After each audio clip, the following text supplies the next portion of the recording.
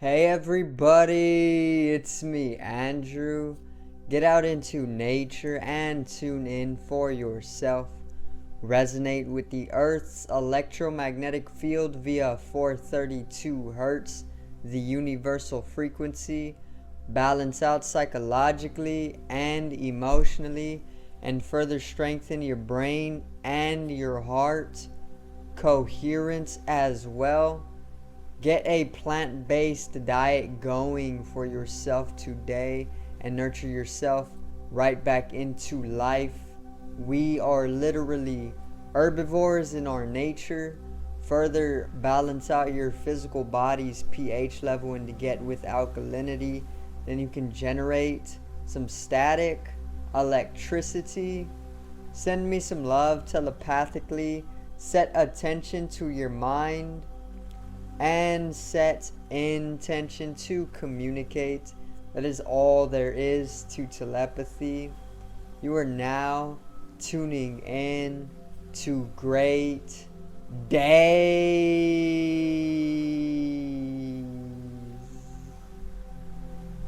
Now, I got the astrological read for the entirety of March, which it's going to be a shorter video. It's not going to be a 20 to 30 minute astrological video because there aren't very much astrological events to cover.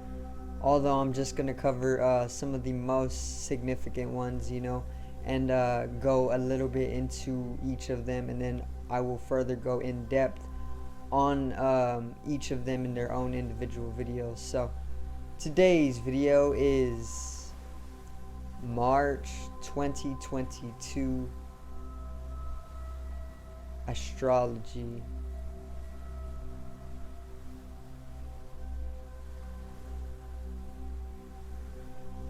Now,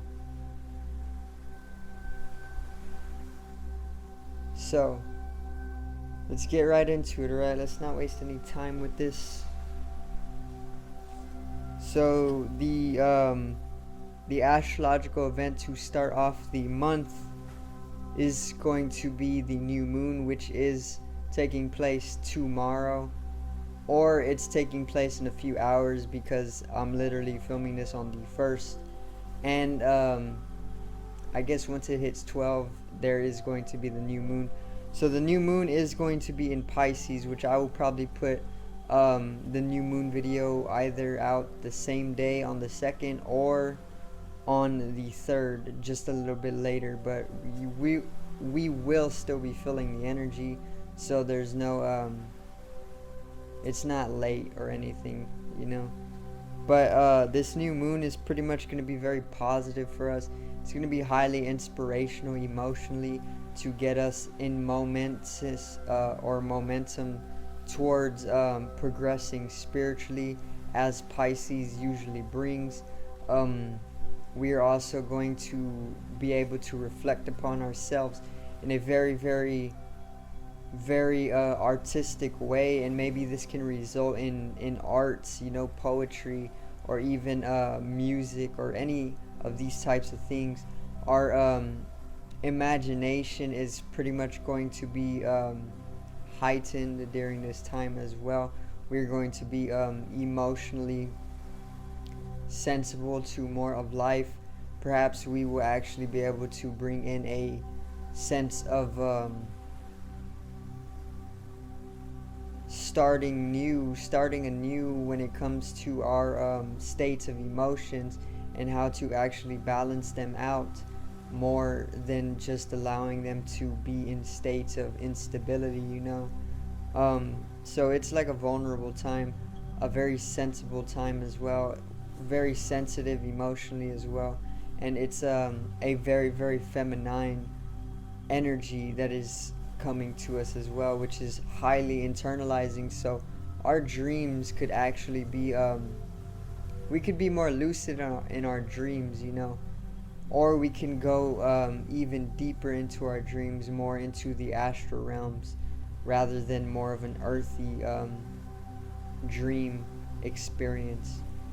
So it's going to be very progressive as well. Once again, we are going to start progressing towards spirituality And in that progression towards spirituality, the inevitable awareness of our emotional states will come, and that will allow for us to bring in that anew, or those new beginnings that come with new moons, to pretty much balance that emotional state out, instead of just allowing it to be highly unstable and imbalanced, you know. So that's a little bit on the new moon in Pisces. It's going to be great energy, which we will be feeling tonight. So go out into nature if you want to soak up the energies. And yeah, that's the first astrological event. The second is actually going to take place on the 2nd of March as well, along with the new moon, and it's going to be Mars conjoining Pluto. And this is pretty much related to all of the warfares all of the warfare that is going on with Russia and Ukraine, which I will do an entirely in-depth video on Russia and Ukraine, and even World War III, and what we can do to pretty much dissolve away warfare before it is able to actualize itself, you know. But Mars conjoined Pluto is a very, very supreme. It's a very supreme, or it brings in a lot of supremacy, and it deals with the unconscious and the underworlds, and there's a lot of death involved, you know. Mars is the planet of action and highly dynamic masculine energy, you know, animalistic in nature, warrior like, or warrior energy. It's all about supremacy. It's all about conflict and tensions. So when you take this Martian energy and put it in Pluto, the planet of death, rebirth, transformation, transfiguration, transmutations, the unconscious and the underworld, then the results are pretty much going to be warfare, you know, and things like this. So there's going to be a heightened masculine activism, obviously, between the peoples. The masses are pretty much acting against this warfare, because nobody really wants warfare, you know. That's a burden to the earth. It's only killing the earth, and the earth is literally our mother. We are its cells. We are the cells of the earth, you know. And if the earth is dying, then we are going to die. And that's just as simple as it is. It's common sense.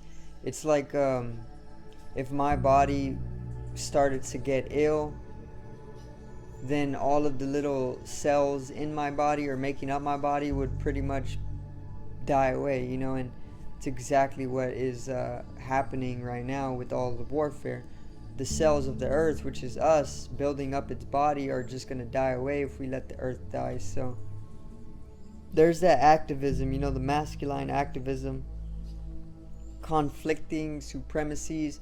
Obviously there is this warfare, and one wants to reign supreme over the other, and then in that greediness just results a conflict, and then everybody is pretty much falling from that.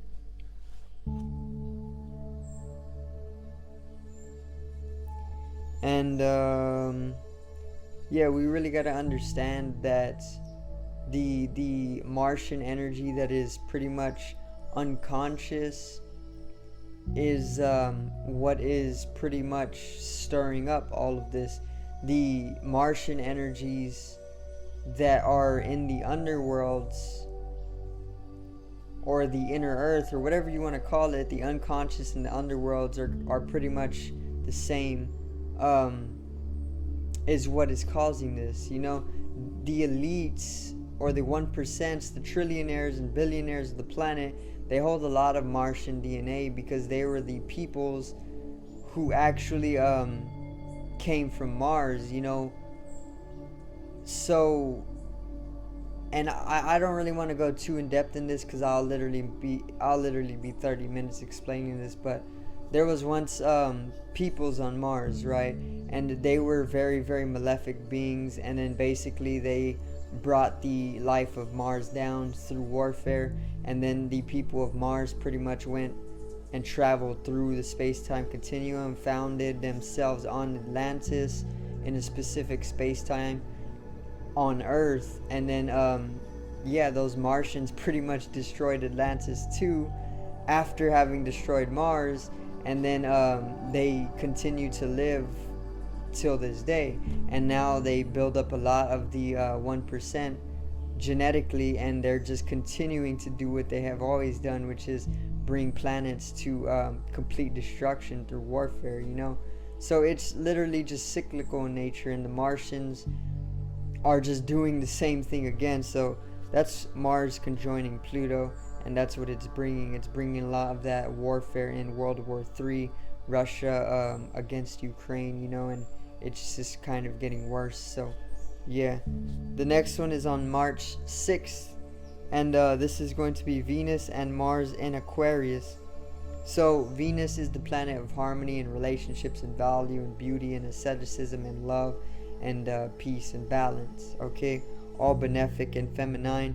And then Mars is obviously the planet of animalism and war and conflict and tension and highly active energy and passionate, dynamic, objective energy, okay. And when these both come into Aquarius, it's gonna start working things out that were conflicting in relationships.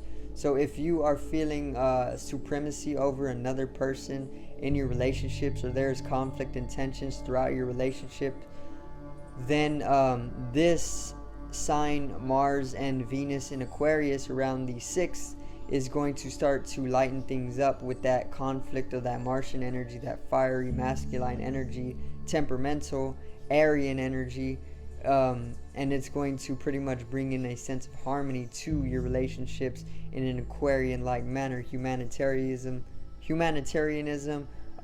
rebellion to supremacies over another person, things like this are going to start to come to us during the 6th, okay, or around the 6th. Now the next is going to be on the 13th.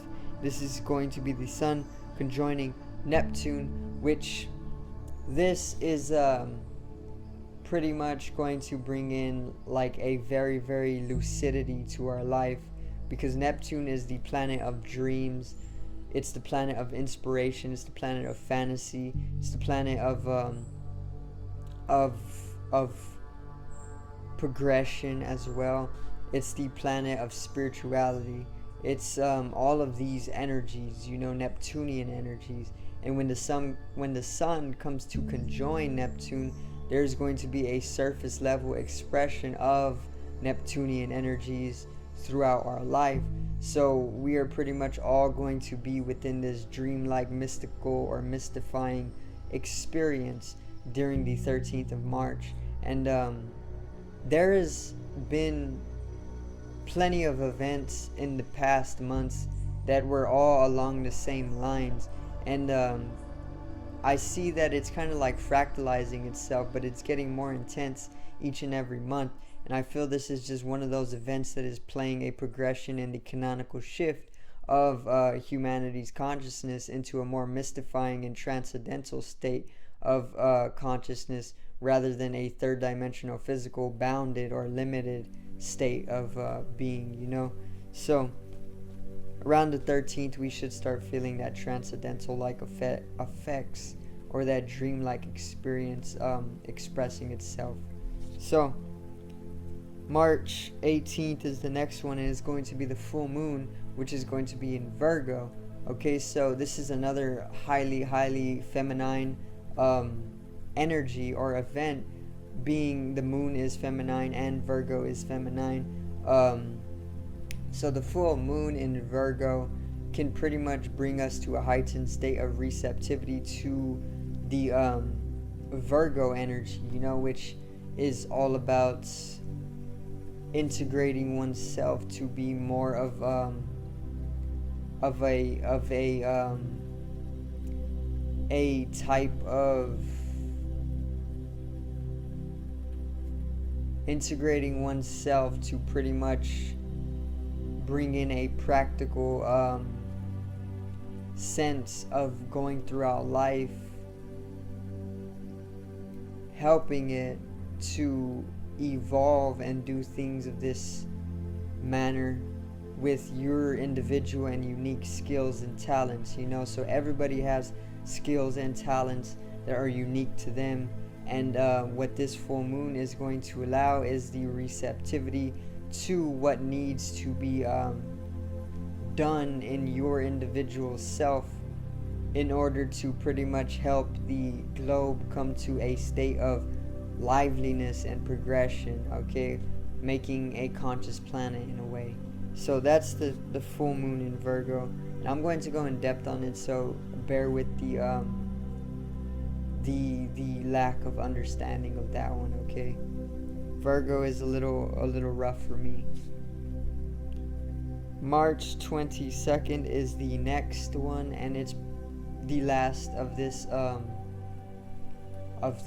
video. So March 22nd is the sun into Aries, okay. So the sun from Pisces into Aries, it's going to shift, and when the sun shifts into Aries, this is actually the vernal equinox, spring equinox. This is going to pretty much end up the winter season, and it's going to start the spring season for us, and it's actually going to completely bring the zodiacal year to a new beginning. It's the end of the zodiacal year and the start of it as well.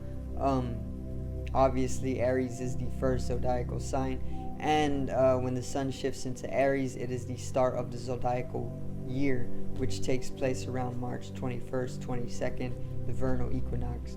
Okay, so I will go in depth on that one when it is time, but as of now, that is all for today. So I do thank you guys for watching the video, and I hope I did get you in an astrological synchronicity to bring in a fluidness to your life, obviously. So yeah, make sure to check out any of the other videos. Drop a like if I did help you out. Drop a comment for support. Make yourself known. Share the love, and subscribe over here to the left of me and help me reach 100 subscribers. Drop a like on the video to the right of me and support the channel once again. Generate some static electricity from the etheric body, or the first layer of the aura. It needs to be realized and strengthened for the collective rise in consciousness. I love you guys and women. Have a great day, and peace out.